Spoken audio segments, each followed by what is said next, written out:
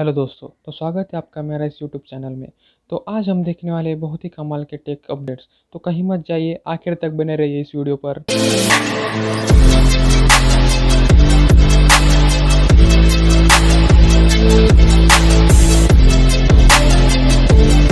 तो पहला अपडेट है सैमसंग गैलेक्सी S20 और S20 लाइट्स के बारे में। Samsung Galaxy S20 fan addition और गैलेक्सी S20 लाइट में 4500 mAh की बैटरी होगी। उसी के साथ इसके कुछ लीक्स भी सामने आ रहे हैं। ये ठीक उसी प्रकार का स्मार्टफोन हो सकता है जैसे सैमसंग गैलेक्सी S10 लॉन्च के बाद सैमसंग गैलेक्सी S10 लाइट भी मार्केट में आया था। इसके कुछ नए कलर्स के लीक्स भी सामने आ रहे हैं, जैसे इसमें 2 या 3 कलर वेरिएंट हो सकते हैं। इसका रिफ्रेश रेट 120 हर्ट्ज का हो सकता है।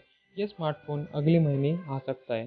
तो अगला अपडेट है Realme C15 के बारे में। Realme C15 smartphone MediaTek Helio G35 processor है और क्वाड कैमरा सेटअप लगा हुआ है। इस स्मार्टफोन में 13 मेगापिक्सल का प्राइमरी कैमरा और उसके साथ और 3 कैमरा सेंसर भी मौजूद है। ये स्मार्टफोन इंडोनेशिया में लॉन्च हो गया है।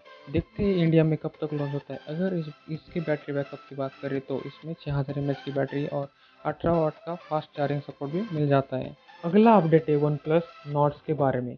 OnePlus Nord ये स्मार्टफोन 4 अगस्त को ऑनलाइन सेल में आने वाला है, पर OnePlus 27 जुलाई को अपने वर्टिकल पॉपअप सेल में ये फ़ोन खरीदने का मौका दे रहा है ग्राहकों को। कंपनी ने अपनी वेबसाइट के जरिए पॉपअप सेल के रजिस्ट्रेशन शुरू कर दिए। ये रजिस्ट्रेशन 26 जुलाई तक रहेंगे।